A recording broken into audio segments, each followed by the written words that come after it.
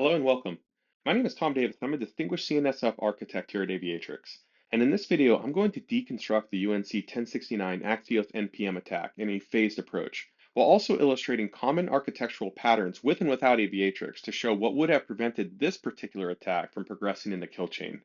I built this video to be both informational and serve as a call to action to learn more and act now. AI is no longer a future risk. It is a current reality that is making the bar lower to be a cyber attacker and increasing the sophistication of social engineering attacks and finding, exposing zero-day vulnerabilities, supply chain trust relationships, and detecting and leveraging gaps in your security posture to find a way in and then move laterally to find that sensitive information. For the practitioners watching this, I recommend you evaluate your own hybrid cloud security architecture to determine your own organization's readiness.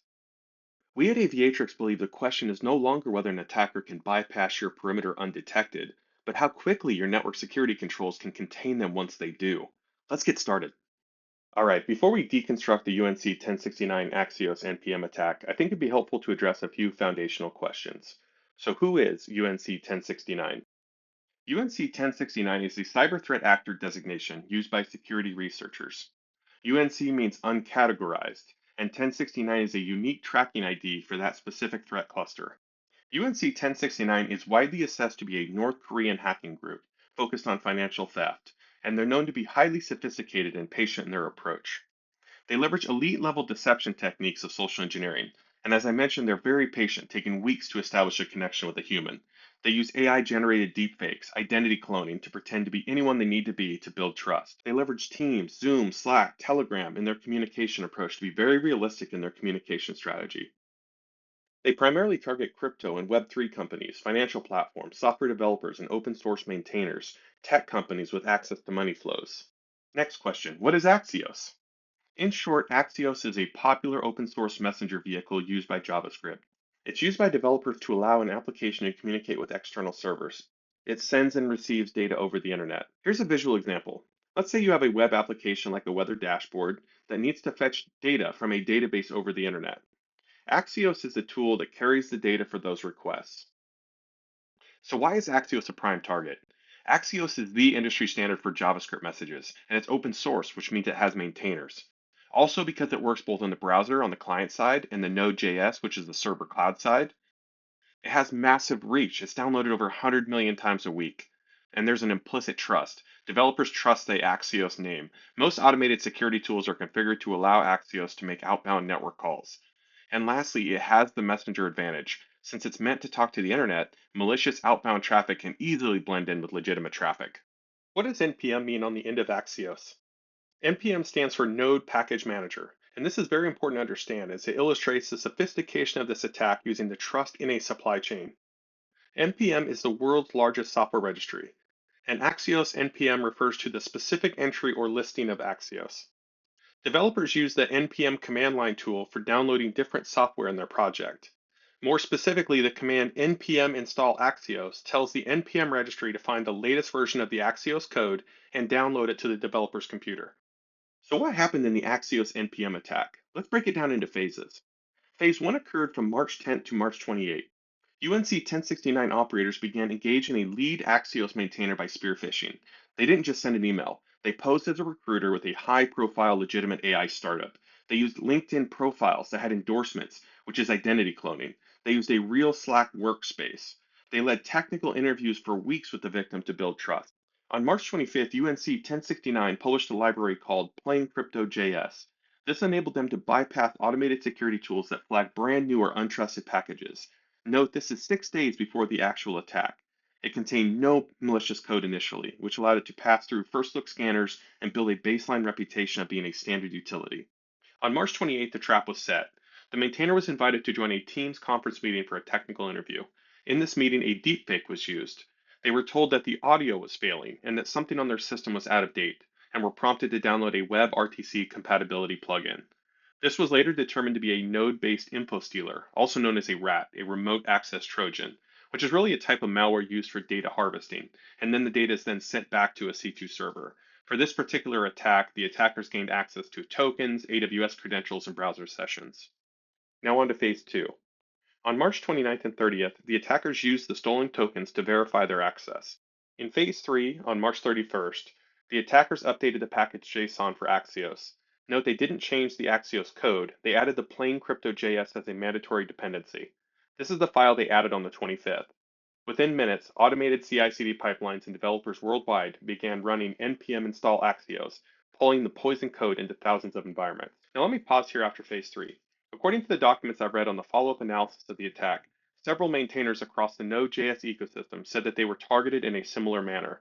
This goes back to UNC 1069's approach to targeting open source maintainers with this attack. Based on my analysis of phase 1, 2, and 3, as well as my deep understanding of Aviatrix CNSF architecture, I've concluded that there's nothing Aviatrix or really any network security solution could have done to prevent the attack for phase 1 and 2. The attackers leveraged sophisticated social engineering to gain access to credentials, then use those credentials to poison the registry along with the trusted supply chain. However, Aviatrix, or a best practice build architecture, or really any network security appliance with the right egress rules, would have been able to end the kill chain here at phase 3. Let me explain how. When we visualize this attack in the cloud, it's important that we're all aware of the difference between a zero route environment and a default allow environment. This is a common conversation when considering a build server architecture. Now I'm using AWS for this example, but just know that it's very similar in other clouds as well. In a zero route environment, the one that's on the far left, the build servers have no direct internet access. They leverage an AWS private link or an ENI to talk to an AWS managed service called Code Artifact using the AWS internal network. And again, for this VPC, no internet route exists. Therefore, there's no Aviatrix gateway potential here. But if a build server architecture is leveraging this approach, it would have essentially blocked this attack at phase 3 and effectively ended the kill chain. Let me explain. All right, let's walk through the attack steps in a zero route environment flow. The first thing that happens is the build server issues an npm install Axios command and reaches out to the internal mirror URL. That's that AWS Elastic Network interface.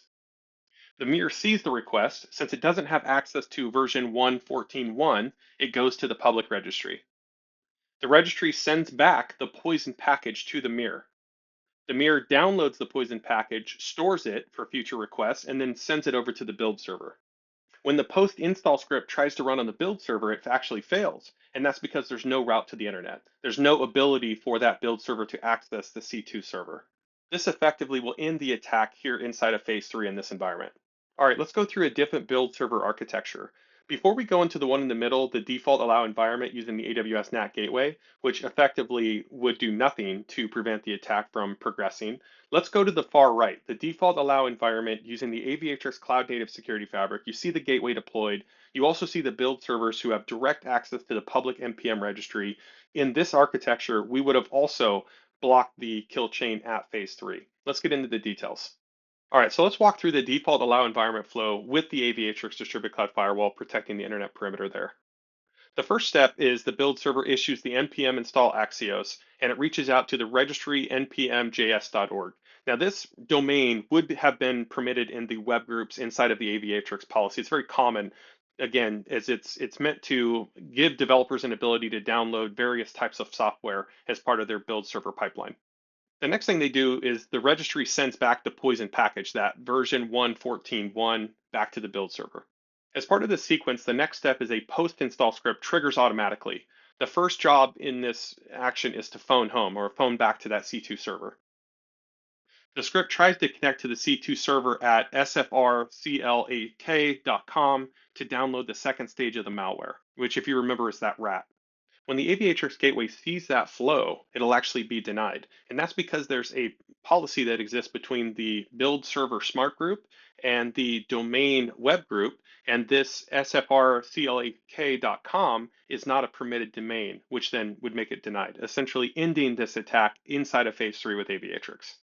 Okay, so now let's walk through the final build server architecture. And this is the default allow architecture without Aviatrix, the one in the center. For these build servers to pull code from the internet, all they need is an outbound path, and that is provided in this example via the AWS NAT gateway. In this architecture, there's no egress controls, and unfortunately, this is very common from our experience, and the attack would have continued through phase 3 as the C2 phone home would have been successful. Let's walk through that sequence. All right, so when we're looking at a default allow environment build architecture with no egress controls, let's walk through those steps. The first step is the build server issues that npm install Axios command and reaches out to the registry npmjs.org. The registry sends back the poison package, that version 1.14.1, back to the build server. And just like the others, the post install script triggers automatically, and the first job is to phone home. And since there's no egress controls, the script succeeds. It connects directly to the C2 server at sfrclak.com, and this build server now is having to download that second stage of malware. The C2 server sends the RAT, and remember that's the remote access Trojan, and then steals all the data that's on that build server. So this is the only build server architecture that progresses beyond phase 3. So what I want to do now is walk you through the additional steps in the sequence of this attack that would have been successful in this particular environment. All right, so when we look at this attack in phase 4, remember in phase 3, the post-install script was able to successfully run, which enabled the attackers to download the RAT. On March 31st, so again, same day, this attack moved quickly, progressed into the recon and persistence phase. The RAT in this attack was named WAVESHAPER.v2. According to what I can find with my research, this RAT is a specialized tool for cloud native environments. It's modular, arrives small, is able to download additional plugins where needed. It uses high-grade encryption for the heartbeat between the build server, in this case, back to the C2 server. The V2 is specifically built to detect it's running in a VM or in a container environment. And if it detects it's running in a research environment or something like that, it'll actually remain dormant to avoid detection. So once the RAT installed, it performed a number of actions. So the first thing it did is it did credential harvesting. And in credential harvesting, it looked for AWS credentials, Kubernetes configuration files, environment variables. It determined which identity it's acting as and what privilege it has. It then established a reverse shell to the C2 server, which is basically a tunnel that allows the connection to show it initiated from inside the network to outside the network. And then it does browser session hijacking, looking to inject code into the browser processes to steal active session cookies to bypass multi-factor authentication for services like AWS Console or GitHub. And lastly, it creates shadow users and backdoor Kubernetes namespaces in case Axio is patched. So when we reach phase 5, it's now time to talk about lateral movement, the next step in the kill chain. And as you can see, March 31st, the attackers wasted no time using those stolen credentials to see what else they can gain access to in the network. Based on my research, there was many documented cases in this attack of successful lateral movements. In one case, the attackers found a production VPC that was directly VPC peered with a build server VPC. And when they performed a network scan and identified open ports, it just so happened that the security group in the production VPC was configured to accept traffic from the build VPC CIDR block. And this really isn't a surprise because it's likely that the data that sat on that database was something that the build servers needed to have access to legitimately. The result, however, is that they had the stolen database credentials that were found on the build server. So now they had the ability to log directly into the production database and take all the data that they'd like off of it. One of the things I want to kind of draw your focus to is because they're using VPC peering, notice that there's no firewall that's in place here. There's nothing that's looking for anomalies in the network, and likely missing the right level of visibility to understand this attack actually happening and understanding the scope of it. In phase 6, we move towards the last step in the kill chain, which is data exfiltration. Again, March 31st. They began querying and compressing the data that they took off of that production database. They started to chunk it into 50 megabyte encrypted files to avoid triggering any type of a volume alert. Once complete, the malware initiated a self-delete cleanup routine to hide the evidence before the security teams could react. Okay, so here's what I'm taking away, and I hope you're taking away from the deconstruction of this attack. First off, AI is dramatically increasing the sophistication of all these attacks, but in this case, social engineering, where AI is essentially weaponizing human psychology. It's very interesting. The use of deepfakes, social media, legit teleconferencing platforms, all working together over multiple weeks to create a very realistic false reality for these individuals that enables trust and credibility to be quickly established between humans. The use of trusted supply chain as an attack vector. Attackers are no longer just focused on just brute force attempts to break into a door. They're now taking advantage of the nested dependencies, the trust relationships that already exist, and the CI/CD software pipeline as an avenue to enter into an organization and bypass security controls. So essentially, the software supply chain is becoming the Trojan horse. The only thing that would have stopped this particular attack from progressing in the kill chain is the right architecture, whether it be the right build server architecture with no direct internet access or effective egress controls to block the remote access Trojan from ever being installed. Identity and access controls alone are not enough. This attack proved that identity is not a perimeter. The attacker had the right session tokens, right keys, and the right package name, and they look legit at every step. The last, and I believe the most critical takeaway is this. At Aviatrix, we believe that entry is now inevitable, making containment the only true metric of success. Security can no longer rely solely on protecting the perimeter, adding more detection layers, or focusing exclusively on identity and access controls. Since entry will happen, the industry's priority must shift now from how they got in to what are they prevented from doing once they are inside. How do we contain workloads and limit the blast radius of an attack when it happens? Thank you for watching.